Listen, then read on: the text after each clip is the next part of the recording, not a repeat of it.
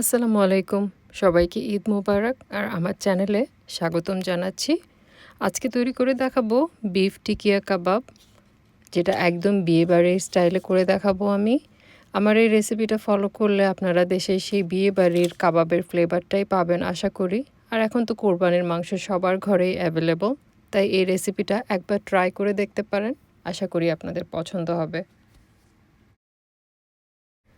কাবাব তৈরির জন্য প্রথমে আমি যেটা নিয়েছি সেটা হচ্ছে ছোলার ডাল। তো ১ কাপ পরিমাণ ছোলার ডালকে আমি সারা রাত ভিজিয়ে রেখেছিলাম। আপনারা চাইলে ৩ থেকে ৪ ঘন্টাও ভিজিয়ে রাখতে পারেন।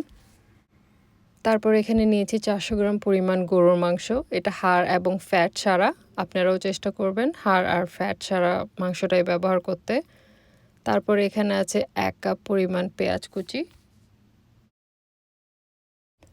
মশলার মধ্যে এখানে আছে ৬ থেকে ৭টা লং। তারপর এখানে নিয়েছি ৮টা এলাচ, একটা বড় কালো এলাচ, একটা জয়ত্রীর ফুল, 2টা তেজপাতা, হলুদ নিয়েছি 1 টিস্পুন পরিমাণ, একটা স্টার অ্যানিস, 2 টুকরা দারচিনি, 1 টেবিল চামচ জিরার গুঁড়া, 1 টেবিল চামচ ধনিয়ার গুঁড়া, 1 টেবিল চামচ মরিচের গুঁড়া নিয়েছি। আপনারা চাইলে আস্ত শুকনো মরিচটা ব্যবহার করতে পারেন। নিয়েছি এখানে কালো গোলমরিচ গুঁড়া 1/2 টিস্পুন আর লবণ।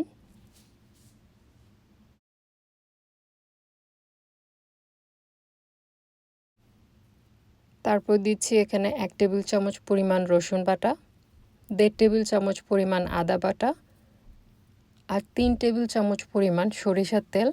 আপনারাও চেষ্টা করবেন সরিষার তেলটা ব্যবহার করতে, এতে করে কাবাবটা খেতে খুব ভালো লাগে এবং কাবাবের ফ্লেভারটাও ভালো হয়। এবার সবগুলো উপকরণ নেড়েচেড়ে ভালোভাবে মিশিয়ে নিচ্ছি। উপকরণ ভালোভাবে মেশানো হয়ে গিয়েছে। এখন 2 কাপ পরিমাণ পানি দিয়ে হাঁড়িটাকে চুলায় বসিয়ে দিব। পানির পরিমাণটা যদি বেশি হয় এতে কোনো সমস্যা নেই, কারণ পরে জাল করে পানিটা শুকিয়ে নেওয়া যাবে।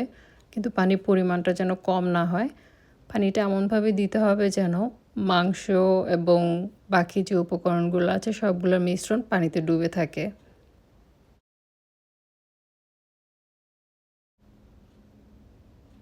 মাংসটা একদমই সেদ্ধ হয়ে গিয়েছে। এখন চুলার আঁচটা বাড়িয়ে আমি বাড়তি যে পানিটা, ওই পানিটা শুকিয়ে নিব। চুলা থেকে নামিয়ে ডাল আর মাংসের এই মিশ্রণটাকে ভালোভাবে ঠান্ডা করে নিয়ে এখন আমি ব্লেন্ড করে নিব। আপনারা চাইলে এই প্রসেসটা পাটায়ও করতে পারেন। আমার কাছে পাটা অ্যাভেলেবেল নেই, তাই আমি ব্লেন্ডারেই করছি। আর এখানে যে গরম মশলাগুলো ছিল সবগুলো সহই আমি ব্লেন্ড করে নিব, ফেলবো না কোনোটাই। মাংস আর ডালের মিশ্রণটাকে আমি ব্লেন্ড করে নিয়েছি। তো আপনাদেরকে একটু দেখিয়ে দিচ্ছি মাংসটা কীরকম একটু আঁশযুক্ত আছে। এটাই এই কাবাবের বৈশিষ্ট্য। মাংসটা একটু আঁশযুক্ত হতে হবে, একবারে মিহি করা যাবে না।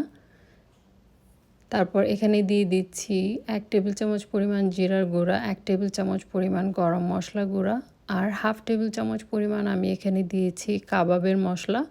আপনারা চাইলে ওই কাবাবের মশলাটা অ্যাভয়েডও করতে পারেন যদি আপনাদের হাতের কাছে না থাকে, তবে দিলে সুন্দর একটা ফ্লেভার আসে। দিয়ে দিচ্ছি একটা ডিম, এতে করে কাবাবের ভেতরটা খুব সুন্দর টেন্ডার থাকবে, বেশি ড্রাই হয়ে যাবে না। এখানে দিয়ে দিচ্ছি 1 কাপ পরিমাণ পেঁয়াজ কুচি, কিছু ধনেপাতা কুচি, 4 থেকে 5টা পরিমাণ কাঁচামরিচ কুচি। আপনারা চাইলে কাঁচামরিচ কুচিটা অ্যাভয়েড করতে পারেন যদি খুব বেশি ঝাল খেতে না চান।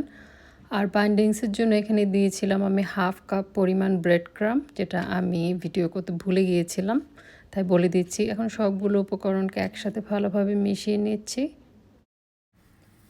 কাবাব তৈরির মিশ্রণটা রেডি। এখন পছন্দ মতো কাবাবের শেপ দেওয়ার পালা। তো এভাবে করে আমি সবগুলো কাবাব বানিয়ে নিচ্ছি। সবগুলা কাবাব বানানো হয়ে গিয়েছে। তো এই সবগুলা কাবাবই আমি এখন ভাজবো না, কিছু সংরক্ষণ করব পরে খাওয়ার জন্য।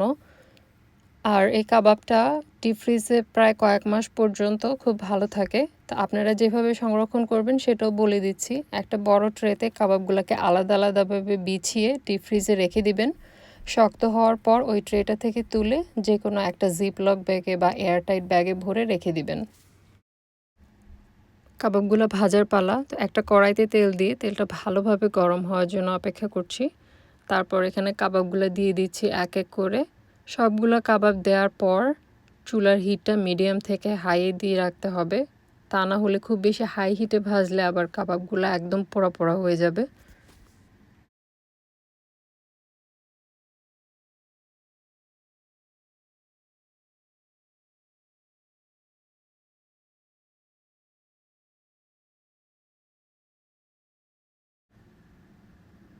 কাবাবগুলোকে এপিট ওপিট 2 থেকে 3 মিনিট করে ভেজে তুলে নিলেই দেখা যাবে সুন্দর একটা কালার চলে আসে। খুব বেশি ভাজার দরকার নেই, যেহেতু মাংস আর ডালটা আগে থেকেই রান্না করা, তাই এখানে সেদ্ধ হওয়ার কোনো ব্যাপার নেই।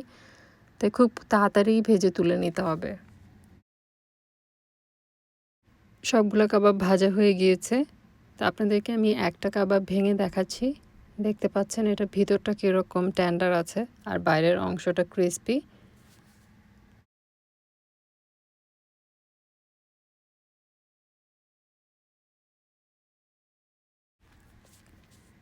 আশা করি আমার এই রেসিপিটি আপনাদের ভালো লেগেছে। যদি ভালো লেগে থাকে লাইক, কমেন্ট আর সাবস্ক্রাইব করে আমার চ্যানেলটির পাশে থাকার অনুরোধ রইল। আর কেউ যদি আমার এই রেসিপিগুলো ফলো করে ভালো ফল পেয়ে থাকেন, কমেন্ট বক্সে জানাতে ভুলবেন না।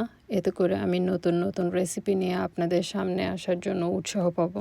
ধন্যবাদ।